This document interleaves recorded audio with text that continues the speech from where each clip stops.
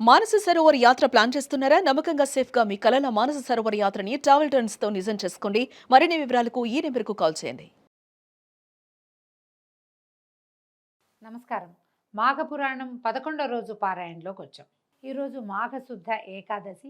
ఏకాదశి నాడు ఉపవాసం ఉండే అలవాటు ఉన్నవాళ్ళు ఈ రోజున ఉపవాసం ఉండొచ్చు. రేపొద్దున ద్వాదశి నాడు పారాయణ చేసుకోవచ్చు. ఈ మాఘశుద్ధ ఏకాదశిని భీష్మ ఏకాదశిగా చెప్తారు.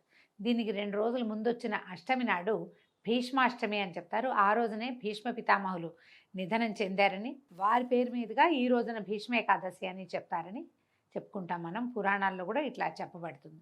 ఏకాదశి నాడు అన్ని ఏకాదశిలో ఉండగలిగినా లేకపోయినా ఇలా ప్రత్యేకమైనవి పర్వదినాలుగా చెప్పబడేటువంటి ఏకాదశుల్లో ఉపవాసం అంటే అన్నానికి భిన్నంగా ఏదైనా స్వీకారం చేయటం, అన్నము తినకుండా ఉండడము.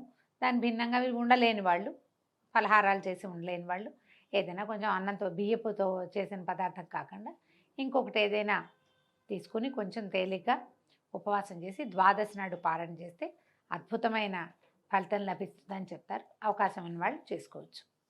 వశిష్ఠ మహర్షికి దిలీప మహారాజుకి జరుగుతున్నటువంటి సంభాషణలో భాగంగా మృగశృంగుడు అతని పుత్రుడైనటువంటి మృకండుని యొక్క వృత్తాంతం చెప్పబడింది. ఇప్పుడు చెప్తున్నారు, దిలీప మహారాజా ఇంకా మృకండుని పుత్రుడైన మార్కండేయుని చరిత్రను కూడా వినుము. మార్కండేయ చరిత్ర అత్యంత పుణ్యదాయకమైనది. దీన్ని విన్నా చదివినా ఎవరైనా సరే భక్తులందరూ పరమ భాగవతోత్తములు కాగలరు. పైగా భగవంతుని కృపకి పాత్రులై సద్గతులను పొందగలరు.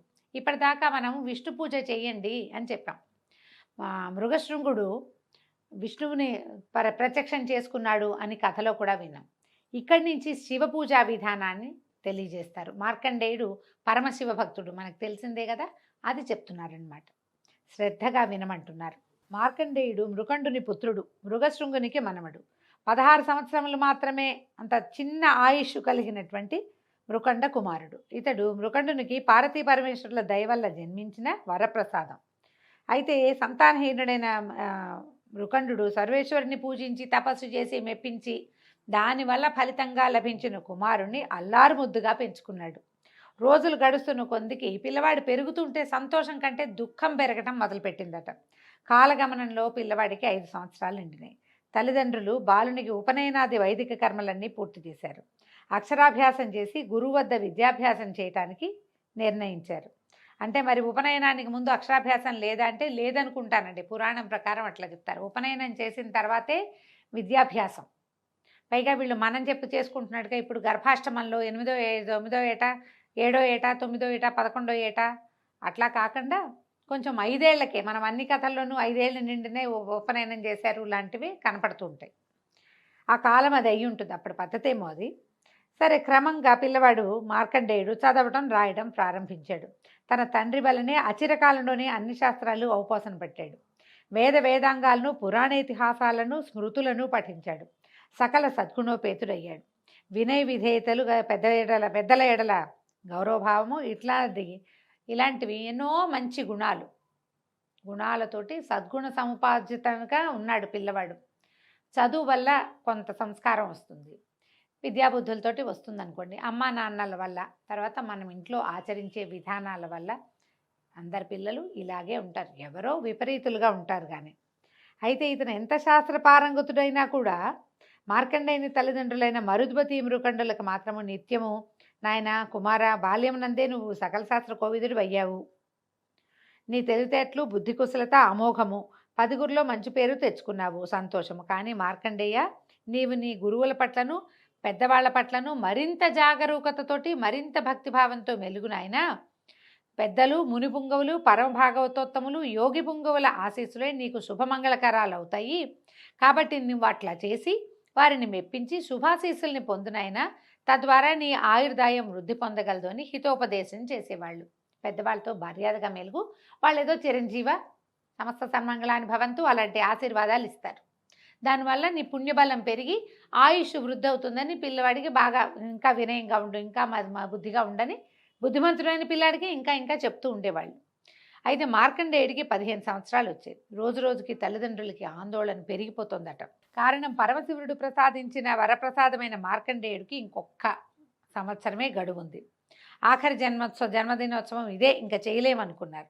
ఘనంగా చేయాలని భావించి 15వ పుట్టినరోజుకి ఎంతమందినో పెద్దవాళ్ళని, ఋషులని, మునులని, తపస్సులని, పరమనిష్టా గరిష్ఠుల్ని అందరినీ పిలిచారు. అయితే వీళ్ళందరూ వచ్చారు. వస్తే అందరికీ సన్మానాలు చేశారు, సత్కరించారు. అతిథి సత్కారాలు ఎంతో ఘనంగా చేశారు. పిల్లవాడి మార్కండేయుడు కూడా అందరికీ వినయ విధేయతలతోటి నమస్కారం చేశాడు. ఎంతో వినయంగా ప్రతి వాళ్ళకి పాదాలంటి దండం పెట్టాడు.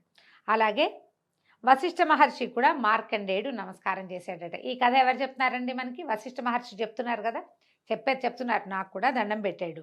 పెడితే ఈయన ఏం చేశారట, వద్దునైనా నమస్కారం చేయబోక అని వారించారు. ఈ మార్కండేయుని దీవించడానికి తిరస్కరించిన వశిష్ఠ మహర్షిని చూసి అందరూ ఆశ్చర్యపోయారు. మహానుభావ వశిష్ఠ మహర్షి తమలో లోకానికి గురుతుల్యులు, ఇట్లా ఒక పిల్లవాడు, ఒక బాలకుడు జన్మదినోత్సవం రోజున నమస్కారం చేస్తుంటే మీరు వారిస్తున్నారేమిటి, ఆశీర్వదించరా పిల్లవాడిని అని అడిగితే ఈయన ఏమన్నారు, పిల్లవాడు బాలుడు, అల్పాయుష్కుడు, ఇతని జీవితకాలం 16 సంవత్సరాలే, మరికొంది రోజుల్లో మరణించబోయి ఇతన్ని మీరందరూ దీర్ఘాయుష్మాన్ భవ అని దీవించారు. అది ఎట్లా కుదురుతుంది? సాక్షాత్తు పరమేశ్వరుడే ఇతనికి అల్పాయుర్దాయాన్ని ఇచ్చాడు, 16 ఏళ్ళు అని చెప్పాడు ఖచ్చితంగా. ఇంకా మనం ఎంత? ఈ పరమేశ్వరుడు ఇచ్చిన వరం ప్రకారం అంటే ఆయన ఆజ్ఞ ప్రకారం ఇంకొక ఏడాది జీవిస్తాడు. నేను ఒకవేళ దీవించినా కూడా దీవెన వ్యర్థమవుతుందని వద్దన్నానన్నాడు. అనేసరికల్లా అయ్యో మా మహర్షులందరూ చాలా బాధపడ్డారు. చిరంజీవి వై వర్ధిల్లు, దీర్ఘాయు వై వర్ధిల్లు, ఆయుష్మాన్ భవ, దీర్ఘాయుష్మాన్ భవ, శతాయుషు దీర్ఘాయుష్ అని ఇన్ని ఆయుష్లు దీవిస్తే మన దీవెలనన్నీ వృధా అవుతున్నాయి కదా అని బాధపడ్డారు. అప్పుడు అందరూ అడిగారట, మహానుభావ వశిష్ఠ మహర్షి, దీనికి వేరే తరుణోపాయం లేదా? మహర్షుల వాక్కులు వృధా అయిపోవాల్సిందేనా అని అడిగేసరికల్లా మనకున్నది ఒకటే మార్గం, ఈ మార్కండేయుని తీసుకుని బ్రహ్మదేవుడి దగ్గరికి తీసుకెళ్తామని కుర్రవాణ్ణి తీసుకుని బ్రహ్మదేవుడి దగ్గరికి సత్యలోకానికి వెళ్ళారట. వీళ్ళందరినీ చూసి వశిష్ఠ మహర్షి కూడా వచ్చేసరికి బ్రహ్మదేవుడు ఎంతో సంతోషిస్తే అప్పుడు పిల్లవాడు మార్కండేయుడు బ్రహ్మదేవుడికి నమస్కారం చేసేసరికల్లా దీర్ఘాయుష్మాన్ భవ, చిరంజీవిపై జీవించినాయనా అని చెప్పి దీవించారు. చిరంజీవిగా జీవించమన్నారు. అనేసరికల్లా అప్పుడు వశిష్ఠ మహర్షి ఈ మార్కండేయుడి జన్మ వృత్తాంతాన్ని చెప్పి తరుణోపాయం చెప్పమన్నారు. బ్రహ్మదేవుడు కూడా నాలుగు కొరుక్కున్నాడు అనమాట. ఆయన అయ్యో పొరపాటు చేశాం అని చెప్పి తెలియక ఈ పిల్లాడిని చిరంజీవిగా దీవించాను అని ఆలోచించి కుమారుణ్ణి దగ్గర తీసుకున్నాడు. ఆ పిల్లవాడిని, నాయన సాంబశివుడే నీకు రక్ష, మహర్షులు అమోఘ వచస్కులు వీళ్ళందరూ నిన్ను దీవించారు, నేను కూడా దీవించాను. ఇలాంటప్పుడు నిన్ను రక్షించగలిగేవాడు పరమేశ్వరుడే అని చెప్పి మీరు వెళ్ళండి, పిల్లాడికి ఏం ప్రమాదం రాకుండా నేను చూసుకుంటానని ఋషులందరినీ పంపించేశాడు. పంపించి కుర్రాడికి చెప్పాడనమాట మార్కండేయుడికి, పుణ్యక్షేత్రమైన కాశీకి పోయి నిత్యము కాశీ విశ్వనాథుడిని మనసారా సేవించు, శివ పూజ విడవద్దు అని చెప్పి పంపించాడు. మార్కండేయుడు ఇంటికి వచ్చాక వీళ్ళు కాశీనగరంలో లేరు, కొంచెం యువతలుగా ఎక్కడ ఉన్నారు. నేను వెళ్ళి విశ్వనాథుడిని సేవించి వస్తానని, అంటే సంతానం కలిగాక సొంత ఊరికి వచ్చేసి ఉంటారు, గర్భవతి అయ్యాకో దర్శనం అయ్యి ఆయన నుంచి వరం లభించాక వెనక్కి వచ్చేసారు. అబ్బాయి మళ్ళీ కాశీ వెళ్తానని మొదలుపెట్టాడు. సరే వెళ్తాననేసరికి వీళ్ళు ఇంకా పిల్లవాడు బతికేది ఏడాది, ఈ ఏడాదిలో మనం పిల్లాన్ని మిస్ అయిపోతామని అతను ఎక్కడ మరణిస్తాడో తెలియకుండా అయిపోతుంది కదా, అందుకని అలా పోగొట్టుకోవడం ఇష్టం లేక మేము కూడా వస్తామని చెప్పి భార్యాభర్త మళ్ళీ బయలుదేరారు. చాలా రోజులు శ్రమపడి కాశీ నగరానికి చేరి విశ్వేశ్వరుని సమీపంలోనే ఒక ఆశ్రమాన్ని నిర్మించుకుని ఉన్నారు.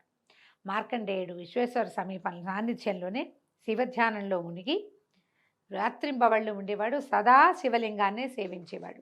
కాలగమనంలో 16వ ఏట ప్రవేశించాడు. మరణం ఆసన్నమైంది.